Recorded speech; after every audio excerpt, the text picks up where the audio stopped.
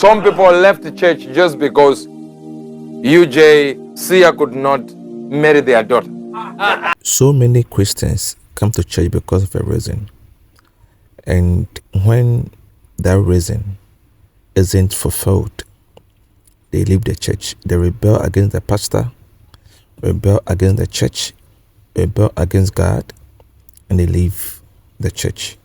And they will say a whole manner of things against the church. Why? Because their agenda wasn't fulfilled. Now, the sermon you're about to listen is from Uebert Angel. Now, Prophet Uebert Angel said that a preacher left the church because his son, Uebert Angel Jr., Sia, didn't marry his daughter. So it means that they were there because they want their daughter to marry Uebert Angel Jr. But because their mission and their vision and their agenda couldn't come on, they left the church. And it is so sad. It is so sad that we don't come to church with the focus of serving God, but with the focus of achieving an ulterior or physical, motive. Now let us listen to the sermon. Then I will come in for us to discuss what Prophet Uebert Angel said. God richly bless you. Judges 18. I'm about to finish. Male. Only a bastard opposes another person's father. If you are fatherless, it's easy to oppose someone else's father.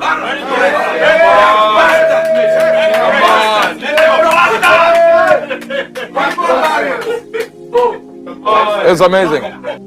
Some people left the church just because UJ Sia could not marry their daughter. Yes. A whole pastor. Leave a whole branch.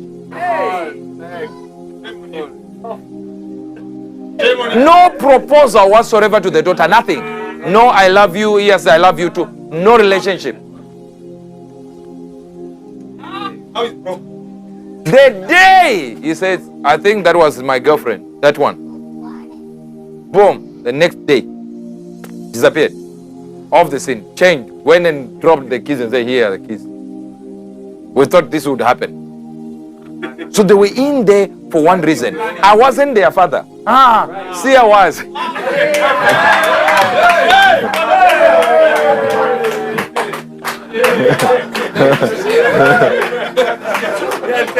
Why would you leave me? Why? For what? For what purpose? What have I done? Hey!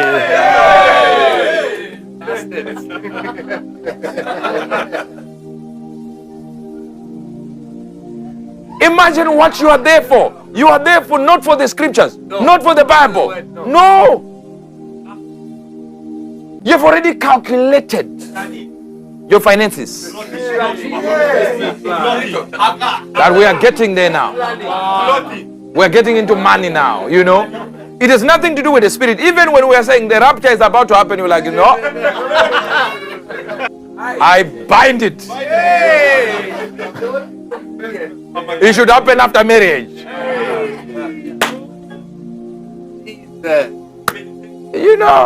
Different mission. This thing is like football. You never know where it goes. Maybe it was going to come back to you. No. You don't understand these things. Thank God for all my exes.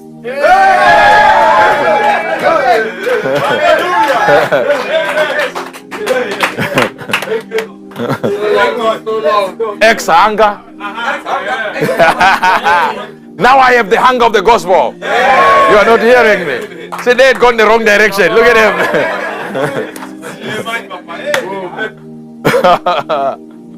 Thank God. Thank God for my poverty. My ex-poverty. Because now my poverty is for the gospel. Hey! The wife of Billy Graham Said, I thank God for all my mistakes. Said, if I had not gone through mistakes, I would have made the same mistake 8 times. I think she had 8 boyfriends before Billy Graham. And she got to the real one and became the most celebrated evangelist on earth. One person said no. Another one said no. Another one said, this one cannot marry me. The 8th one was Billy Graham. Said, this one.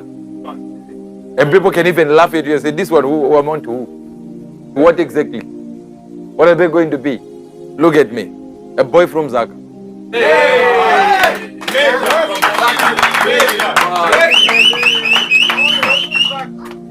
When you get to Zaka, right? Just behind Zaka, this is the cul-de-sac of the world. There is nothing behind Zaka. The world empties into the sea immediately. The end, the beyond. In the sticks. But God spoke to me while as I was there. And I began to follow a man. I read about Kenneth E. Hagin and began to read his books. I had no idea who he was. I never saw the pictures. People were giving me photocopied papers. And I would hear messages and Branham messages. 2 people only. I had no idea who they were. I came to UK without even an idea what they looked like. One day I heard a voice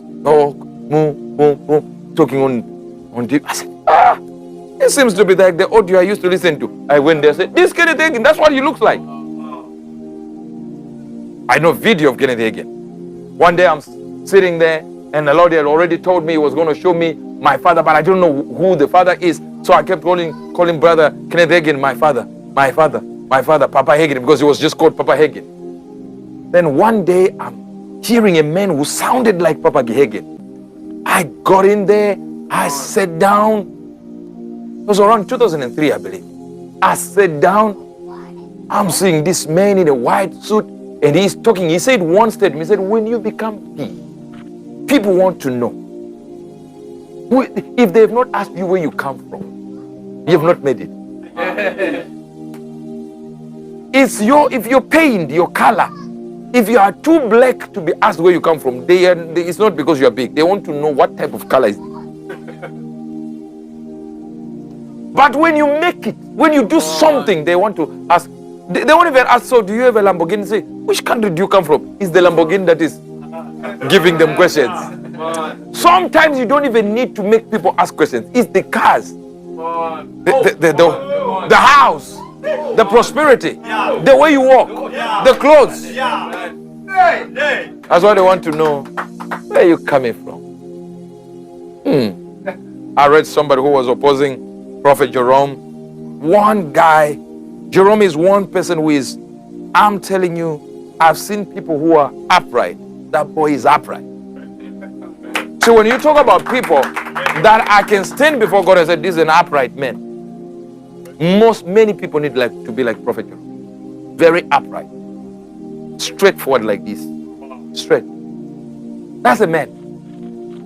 When I watch a movie with my wife and I watch there and I see some people, men doing some things, I normally say, do you see this? You men, these ones. You understand this? When you see somebody, you're like, this man here, I know what he says, he means it. Somebody with the soul. With his soul. I don't know if you're getting this. So I'm watching this, I see. This man is talking. And I said, it sounds like Pastor Chris. Who is this? It sounds like Kenneth Hagin. Who is this? And they did not write no name of this guy. And the video ends. I'm like, God, who is this man? Who is this man? I don't know what to search. What do I say? I tried to search the words he had said. Nothing on the internet. I'm using wrong words. I waited the following day, the same time, nothing came. Third day, nothing came. Until the following week, the same day, the same time. Seeing coming there is Pastor Chris Oyakhilome. I said, who is this? I did it in King James. Who art thou? From there, I could see Kenneth Hagin, but with a different style. Kenneth Hagin, who has graduated from what do you call these high schools that are posh? Grammar school. Do you call grammar school? Do you understand when you look at somebody and go like, I've heard the message of Kenneth Hagin. It seems as if it's the same, but this is too technical. This man has gone a little bit deeper now. So I said, no. This is the man that I've been looking for. I've been looking for this man. I've been looking for this man. Now imagine I could look at a person and immediately my spirit is connected. Years before I had the opportunity to even see him live. Years. Now imagine for years, you're looking at a man, looking up to him. You're looking, see, if I only become 10% of what Pastor Chris is, I'll be so excited. Just to be that level where you can have the same integrity that man has. You know, when people see Pastor Chris moving around, they just think, he just preaches. No, he lives what he says. I've seen very few men that live what they preach. Very, very few. Now imagine now, if you choose today, that today I do not want anything that will make me live like I don't have a father. So family, we all heard from Prophet Uebert Angel as he made the mention that you see rebellion is ruining the church. So many people rebel against their father. Why? Because what they wish for couldn't come to pass, or they couldn't get what they wanted. So rebellion is very real. Rebellion happens often in the church, in the house of God, even in marriages. It's very serious, because when even in a marriage or at workplace, mostly where there's a leader, someone whom God has designed as a father, as a leader, people always want to rebel because they didn't get their way. This same applies to the preacher who left the church, gave the keys to Prophet Uebert Angel with the reason that his son couldn't marry his daughter. And so ask yourself, they were there because of marriage. Now, meanwhile, that shouldn't be the reason why you are in church or serving God. The reason should be you are serving God for whom He is and the call that He has given to you. So remember, you're in a church to serve God, not man. So no matter what happens, you are staying there, not for man.